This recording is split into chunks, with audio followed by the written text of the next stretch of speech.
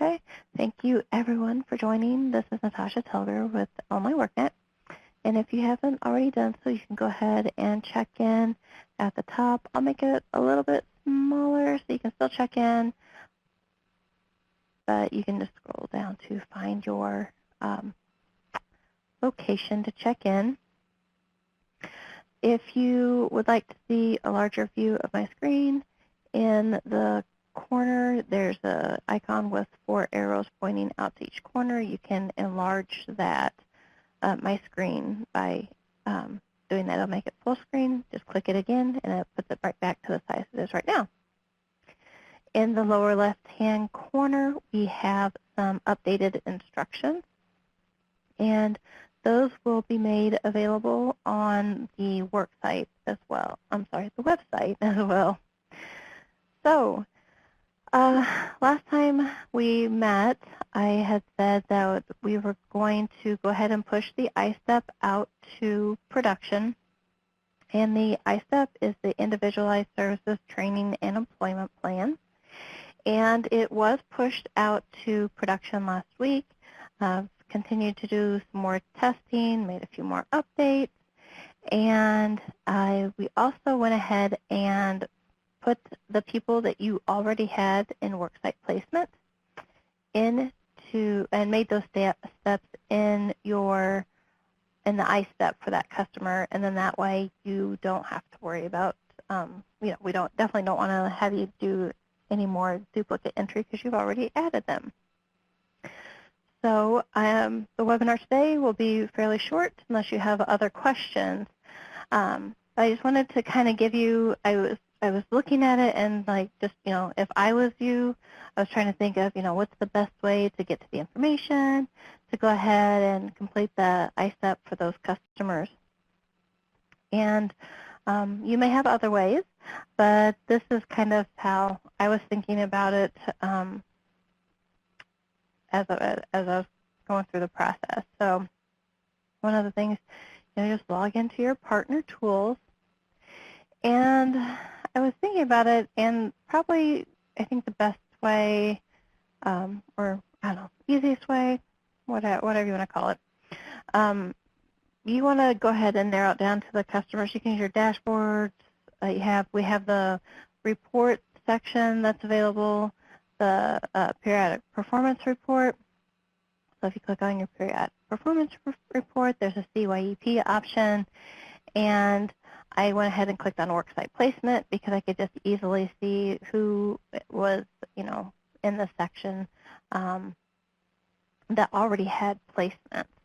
So I went to that section, and then I just, selected either one of these. They'll give me your customer list. So whenever you have your list of customers, you select the link for your customer. And I don't want to do it in production because I don't want to share customer information in the webinar, but again, you click on this link, it'll give you your listings of customers, and you just select that person.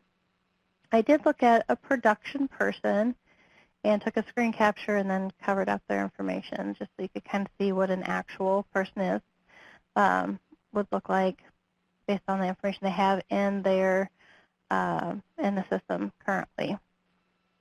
So when you go to your person, you click on the link, you're going to default to, I think, their application.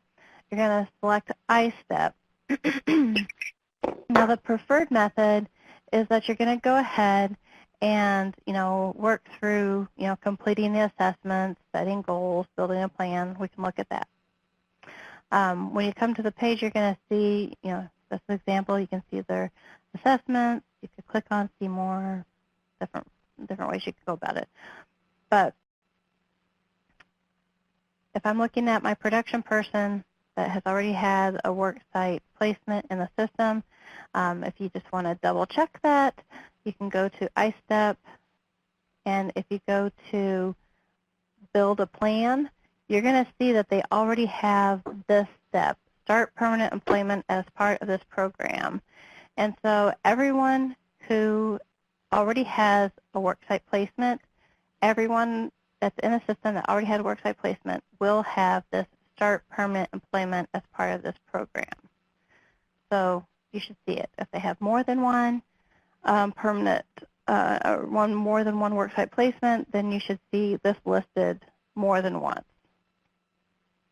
Okay, so now I'm going to go into my test mode so I can show you an overview of this. I know I've gone over it several times, but just in case you have any questions, the process, if you were starting fresh and if we would have had this out there available to you prior to worksite placement, the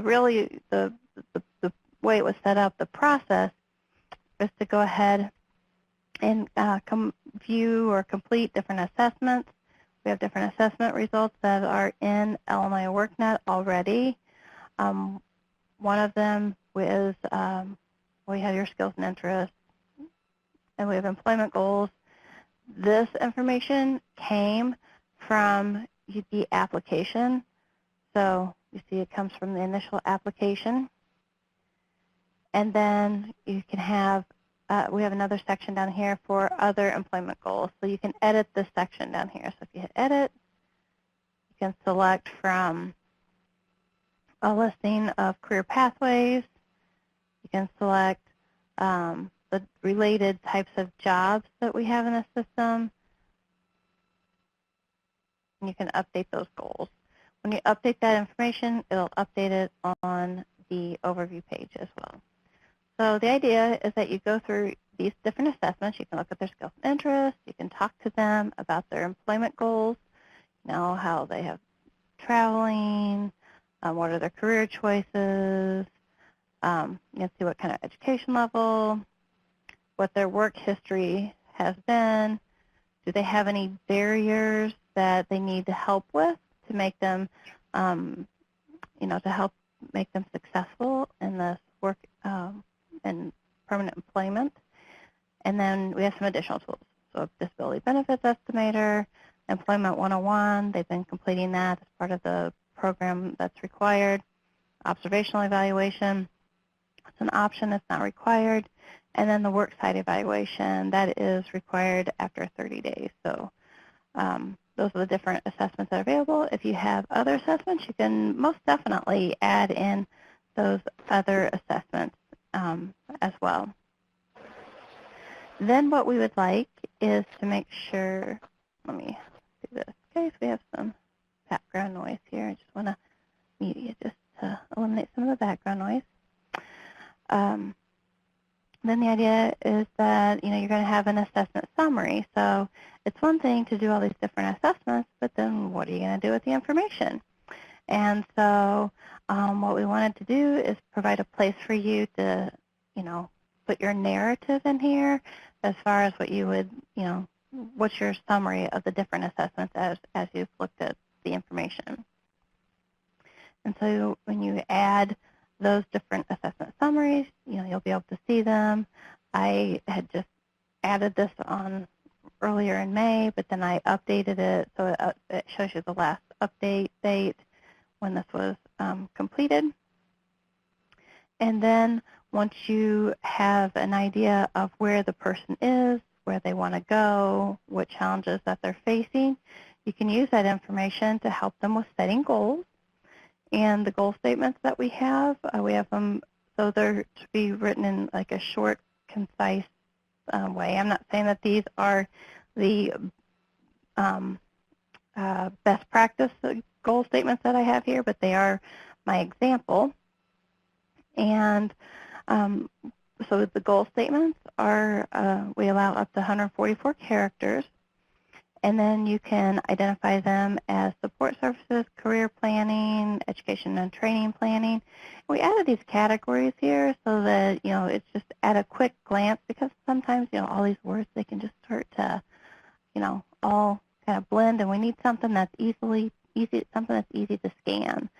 So, you know, if we're looking at something that's specifically support services, career planning, or if we want to look at things in terms of short-term goals, long-term goals. And then also you can easily see if they're on track, if they're not started, if they're completed. So a lot of information here. So you need this information up front, and then you can go into your build a plan. What it's going to do is it's going to provide you with a listing of system-generated services. And so you'll be able to see if they're self-service, staff-assisted. Those are the two primary ones that we have right now. We have the referral area in there for as we build out in the future.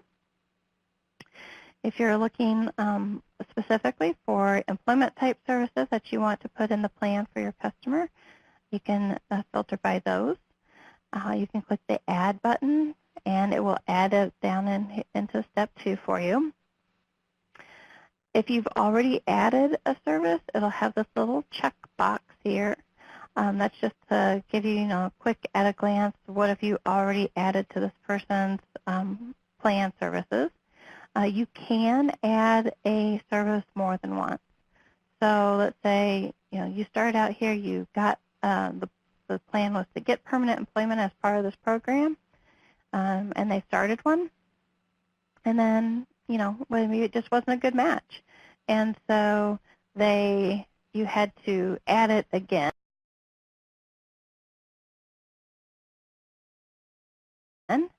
Then you would go ahead and you can add it, and then that would be your other worksite information that was added. Once you have added them from the recommended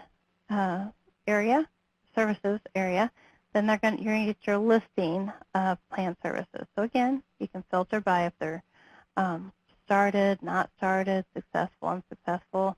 You can filter by goals. So if I just want to see stuff that's related to support services or just related to gain permanent employment, then I can see those. This right here, this is populated by what you have already entered as a goal. So if you only have one goal entered, then you're only going to see one listed. If you have 5 goals listed, then you're going to see 5 of them. And it's by that customer specifically, not by your overall group. So it really is customized to that person. We have a couple of different types of services. So let's just say that you're working with somebody to, explore jobs and credentials and all that kind of good stuff. Then you can select that step or service, and you would add it to a goal. You would identify the status or update the status, enter the start date. The start date's required if it's, I need to have my programmer add this back in, but have the goal as being required, start date is required. If you choose that an item is complete, then the complete date is required. You'll need to enter weekly hours for this particular program. You would say that they're not WIOA funded, and then you can add in notes. And then you can also see the list of barriers. You can see the list of barriers. So if a person has indicated that these are the barriers that they have, that's going to be the default. But if you wanted to see more barriers, you can identify this from a much larger list as well. Then you have the service provider. It's going to default to the grantee, but if maybe you're working with another partner and they're providing the other services, you can definitely include that information into this area. And if you have a dollar value associated with a service, there's not really any really hard rules, like I guess around this as far as only workNet is concerned. Aaron's not with us at the moment, but if you have questions about if you should be entering in dollar values with specific services, we can make sure that we get those questions answered. But it is an option. So if you wanted to just say that well, was this particular maybe I had a transportation or a different support service type service that I have in here, and I had to buy steel-toed boots or, other kinds of equipment or, bus pass, gas pass, something like that. It's an option, and you can add that in there. And it's pretty simple. It just is going to keep a listing of how many times that you've added it. Well, I'm sure as we move forward, we'll build this out and refine this based on what the needs are of you as the partners as we move forward. But that's what we have so far for that type of a service. We also have the permanent employment. And now this is what I was saying, that you have these. If your people have already been placed in a work site, then if you've already been placed in a work site, then some of this is going to be filled out for you. So all you have to do is just relate it to a goal that you have already listed,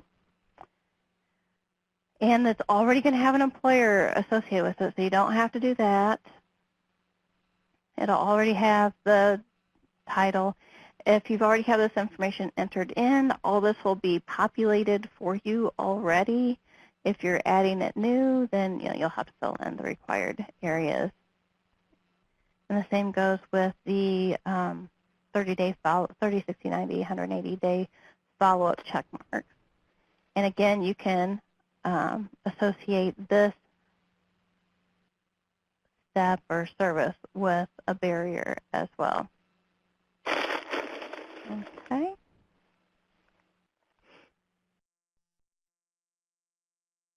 As far as the service provider, I would just leave it defaulted to the grantee. The default option, I wouldn't worry about that. And with the dollar value of the service, I just want to make sure that we're very clear, and I have it in the instructions, that this is not where you would put like a payroll upload. As we move forward, maybe it would make sense to have, just the payroll upload, information here in the section. Maybe we would pull that in. Maybe that would make more sense for the section, or hide it. As we get to using it and get your user feedback, we'll be making adjustments to this tool as well. Okay. Are there any questions?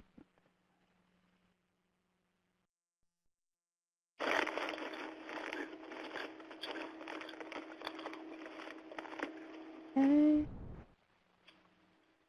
All right. Well, if you have any questions, just, where to find me.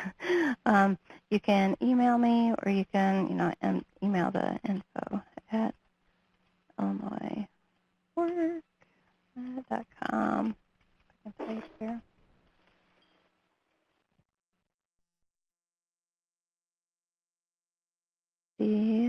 Yes, typing. It's Cynthia's typing. So, but the other areas that I wanted to, well, I'll just show it to you while we're here. Yeah, okay. This is on test, and you can. One of the things that I want to always try to do for you when possible, and if I fail to do it, then feel free to let me know where, if it would be helpful, whenever I can take you to directly where to update information. Because what I don't want to do is to say, you have to go here, there, and everywhere to try to update it, and you have to remember all these different places. That's not what we want to do. We don't want to make it hard like that. Some of this is kind of complicated and in-depth, but whenever we can take you directly to the information, that's what our goal is. So, for example, this desired career path, if you do see more, it'll take you directly to that place in the assessment where you can update that information. Once you go ahead and do that initial assessment piece, initial assessment, then put together your goals, put together the list of services, you can click on the show next steps, and it has links here. So if I said that, oh, well, I need to update the Get Permanent Employment, I'm still on this overview page. I can click on Get Permanent Employment, and it's going to take me directly to that service so I can update that information. The same with the on track, off track, not started. We want to take you directly to that goal so you can edit the information. So we're really trying to streamline these services and this access to updating and giving you multiple ways to update information. So there may be more than one way to get to updating it, but we want to give you a link that wherever you are at that point in time, you have easy access to the place where you have to update that information. The other thing that we'll be adding, it's not in there yet, we are adding a credentials piece, and then we'll have like an overview piece that, you know, whenever you hit Earn Credentials, you'll be able to see the list of earned credentials. Same with, you know, your goals and the services. So, okay. So I do have a question regarding the continuation grant. When will we be notified about the grant approvals? I don't have that information, but I will send it to Erin and to get that to you as soon as possible.